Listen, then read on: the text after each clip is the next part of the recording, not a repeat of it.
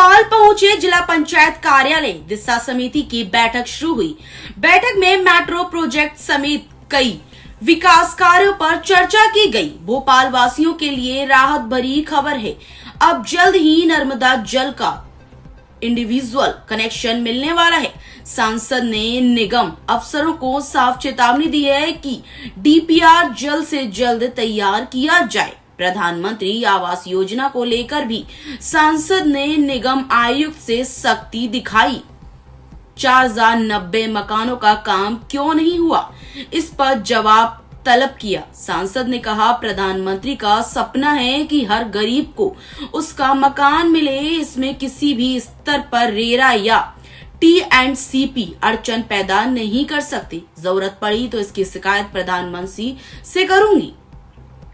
इसी बीच कांग्रेस विधायक आतिफ अकील को बैठक में जानकारी के अभाव में असहज स्थिति का सामना करना पड़ा। उन्होंने आरोप लगाया कि कबाड़खाना और पूरे भोपाल का विकास स्मार्ट सिटी प्रोजेक्ट में नहीं हो रहा। इस पर सांसद ने उनकी गलतफहमी दूर करते हुए कहा कि पुराने भोपाल की सड़कों का स्मार्ट सिटी से कोई संबंध नहीं है। कुल मिलाकर दिशा समिति की बैठक में भोपाल के विकास कार्यों को लेकर सांसद ने अपना चल रहा है। वो मामला ये है कि भोपाल जिले में स्मार्ट मीटर की चर्चा हो रही है। समझानी जी का भी मैंने स्टेटमेंट सुना था, काफी लोग आ रहे हैं, पुराने शहर के विधायक जी का भी वो भी मैंने सुना था। अभी तक भोपाल में कितने स्मार्ट मीटर लग चुके? भोपाल जिले में कुल 5,97,000 स्मार्ट मीटर लग गए हैं। 5,97,000 और 12,000 अभी लग चुके हैं। माननीय सांसद जी, एक आप शिकार है, बिजली चोरी भी होती है कई जगह के ऊपर। स्मार्ट मीटर की जब बात आती है उसका अच्छा पक्ष भी आता है। और सबसे ज्यादा जो चिल्ला चोर नाराजगी गुस्सा करता है ना, तो वो कौन करता है? बिजली जो चोरी करते हैं। तो आखिर इसके लिए क्या योजना है? तो कई लोग इसके अंदर गरीब लोग भी पिस रहे हैं। तो जो पोछा लगाते घर में, जो खाना बनाते हैं, जो छोटे छोटे गरीब लोग हैं, वो जब बिल लेके आते हैं तो उसके लिए आप कोई शिविर वगैरह लगाइए। कोई ना कोई, मुझे लगता है इसके अंदर एक शिविर लगाइए इतने दिन तक। अब वो आके बिल देंगे, आप उसको चेक करिए, अगर गलत है करिए और अगर सही है तो उसको कम करिए। बताइए। स्मार्ट मीटर के लिए बात की कि स्मार्ट मीटर प्रेशराइज करके बहुत सारे आज यहाँ पे भोपाल की दिशा की बैठक संपन्न हुई है, जिसमें हमारे भोपाल की महापौर बहन मालती राय जी, दक्षिण पश्चिम के विधायक भाई भगवान दास समनानी जी, हमारे पुराने शहर के विधायक आतिफ अकील जी, अन्य जनप्रतिनिधि इसमें शामिल हुए हैं। और इस बैठक में हमने अलग अलग शहर में जितने भी डेवलपमेंट चल रहे हैं, जो विकास के काम चल रहे हैं, उसकी समीक्षा की है। और उसके लिए कलेक्टर भोपाल को निर्देश भी दिए हैं कि समय सीमा के अंदर ये विकास के काम पूरे होना चाहिए। आज हमने जो हमारा बिजली विभाग है उसके बारे में भी सारे एजेंडे पे चर्चा की है। जनप्रतिनिधियों ने स्मार्ट मीटर को लेकर भी चिंता व्यक्त की है, उसका भी निराकरण करने के हमने निर्देश दिए हैं। इसी प्रकार से नगर निगम भोपाल के द्वारा अमृत योजना में वाटर सप्लाई, सीवेज, भोपाल का बड़ा तालाब, शाहपुरा का तालाब, कलियासोत, जितनी भी वाटर बॉडी हैं उसमें जो काम चल रहे हैं उसके बारे में आज बैठक में चर्चा हुई। प्रधानमंत्री आवास योजना में कितने मकान अभी तक बने हैं, कितने मकान अभी तक क्यों नहीं बन पा रहे हैं, क्या दिक्कत है, तो जानकारी में ये आया है कुछ स्थानों के ऊपर प्रस्ताव जमीन आवंटन को लेकर अभी पेंडिंग है। उसको भी टीएल की बैठक में शामिल करने का मैंने कलेक्टर भोपाल से कहा है कि समय सीमा के अंदर नगर निगम भोपाल प्रधानमंत्री आवास के लिए जो स्थान मांग रहा है तो उसके लिए वे उस स्थानों को आवंटित करें। कलेक्टर भोपाल ने कहा कि शीघ्र ही हम कल एडीएम, एसडीएम, तहसीलदार, आरआई, पटवारी को बुलाकर तत्काल इसका ज़मीन का आवंटन करने की कार्रवाई को हम पूरा करेंगे। हम भोपाल में लोक परिवहन को मजबूत बनाना चाहते हैं, तो BCLL के माध्यम से लोक परिवहन को मजबूत करने का काम हमारा टीम करती है। महापौर जी उसकी चेयरमैन है। और जो भी बसें बंद हुई हैं उनके क्या कारण हैं, बस ऑपरेटर किन किन कारणों से वो सम्मानीय न्यायालय में गए हैं, ऐसे सारे प्रकरणों को एग्जामिन करने को कहा है।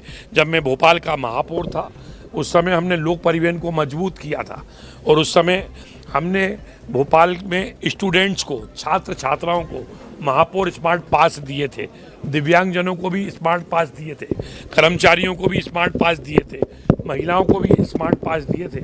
उसके लिए मैंने कहा है कि एक बार पूरे के पूरे प्रस्ताव को रिव्यू करें और रिव्यू करने के बाद महापौर स्मार्ट पास जारी करें, जिससे बेहतर तरीके से हम लोक परिवहन को भोपाल के अंदर मजबूत करें। इसी प्रकार से हमने आयुष्मान योजना को लेकर भी आज दिशा की बैठक में चिंता की है। ये प्रधानमंत्री आदरणीय नरेंद्र मोदी जी की सरकार की एक महत्वपूर्ण योजना है जिसमें गरीबों को लाभ मिल रहा है। 5 लाख तक का आज फ्री इलाज हो रहा है, परंतु आयुष्मान योजना की जो समीक्षा की गई है जिसमें 70+ के लोगों के जो कार्ड बनना है वो कम बने हैं, 30% बने हैं। उसके लिए चिंता व्यक्त की है और मैंने निर्देश दिए हैं कि नगर निगम और सीओ जिला पंचायत इसमें टीम कार्य बनाकर इसमें सीएमओ भोपाल के साथ मिलकर समय सीमा के अंदर 70+ वाले जो बुजुर्ग लोग हैं उनके भी आयुष्मान कार्ड बनाएं। इसी प्रकार से भोपाल का जो हमारा स्मार्ट सिटी है, स्मार्ट सिटी में भी जो विकास के काम हुए हैं, विकास के काम चलना है। सदर मंजिल को हेरिटेज के रूप में विकसित किया गया है। वहाँ पे एक सिंगापुर की होटल भी संचालन करने के लिए आई है। वहाँ पार्किंग नहीं है, पार्किंग की लगातार सभी जनप्रतिनिधियों को शिकायत मिल रही थी। उसके लिए भी मैंने कहा है, क्योंकि वो हेरिटेज की बिल्डिंग है, हेरिटेज के नॉर्म्स होते हैं, उस पर काम करना पड़ता है।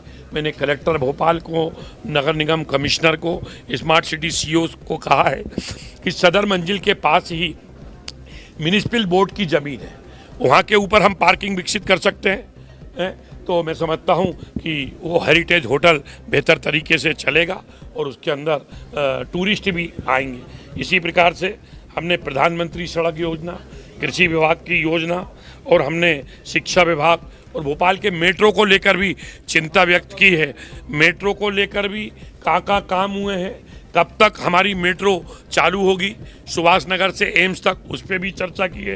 कहाँ गड्ढों में पानी भर रहा है उसकी तरफ भी हमने ध्यान आकर्षित कराया है। और एक चिंता और व्यक्त की है, चूँकि मैं भोपाल का बेटा हूँ, भोपाल का बड़ा तालाब इस शहर की लाइफलाइन है, इस शहर की जीवन रेखा है।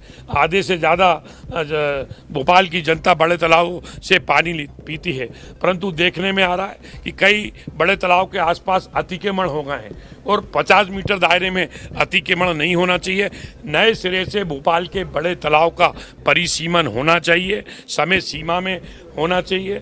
मैं भारत सरकार की जो एनवायरनमेंट की स्टैंडिंग कमेटी हूँ उसका भी मैं सदस्य हूँ और आने वाले समय में बड़े तालाब की सेहत ठीक रहे, बड़े तालाब में अतिक्रमण रुकें, इस दिशा के अंदर मैं पदयात्रा भी करने वाला हूँ। कुल मिला के दिशा की बैठक में कलेक्टर भोपाल का, संबंधित अधिकारी, नगर निगम कमिश्नर का ध्यान आकर्षित कराया कि अतिशीघ्र भोपाल का बड़े तालाब का नए सिरे से मास्टर प्लान बने और अतिक्रमण चिन्हित हों। भोपाल के बड़े तालाब के आसपास कोई कितना बड़ा भी रसूखदार हो, अधिकारी हो, नेता हो, कोई भी व्यक्ति हो, बड़ा तालाब इस शहर की लाइफलाइन है। मैं शहर का बेटा हूँ, इस बड़े तालाब का पानी पीकर मैं बड़ा हुआ हूँ। बड़े तालाब के पानी का हमारे ऊपर कर्ज है। आज भोपाल का बेटा पार्षद से, महापौर से सांसद बना है।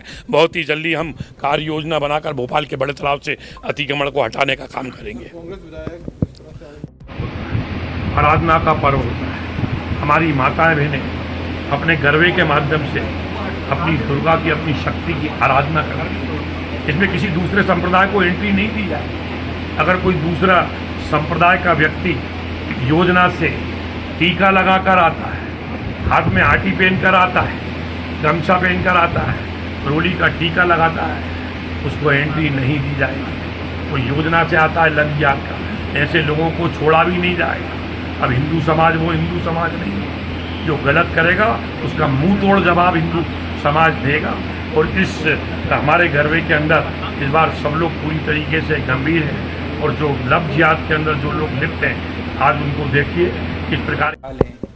और तीज त्यौहार के टाइम पे भी रोड मरम्मत नहीं होते सही से, जो गारंटी पीरियड के अंदर जो रोड हैं वो तक ठीक नहीं हो पाते, स्ट्रीट लाइट ठीक नहीं है, और अभी आपने बैठक में मुद्दा उठाया कि समय के बाद भी शराब की दुकानें 5 बजे से मैंने बोला ना, टाइमिंग आप लगाओ, टाइमिंग बताओ, बोर्ड लगाए, बाकायदा टाइमिंग लगनी चाहिए, और जो नियम विरुद्ध जो दुकानें खुल गई हैं उनको बंद करना चाहिए। सर आपने एक मेट्रो को लेकर एक मुद्दा उठाया कि कब्रिस्तान की जगह मेट्रो काम हो रहा है, आपने नारा देखिए, मेट्रो की प्लानिंग शुरू से हुई है। जब प्लानिंग हो रही थी तब उन्हें मालूम है कि इस जगह पे कब्रिस्तान है, तो उस जगह प्लानिंग करनी ही नहीं थी।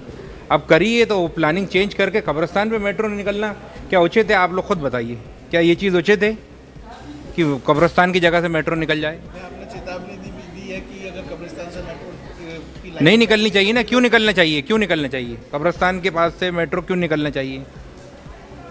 जिंदों को तो अपन ने खुश रखा नहीं, मुर्दों को तो छोड़ दो।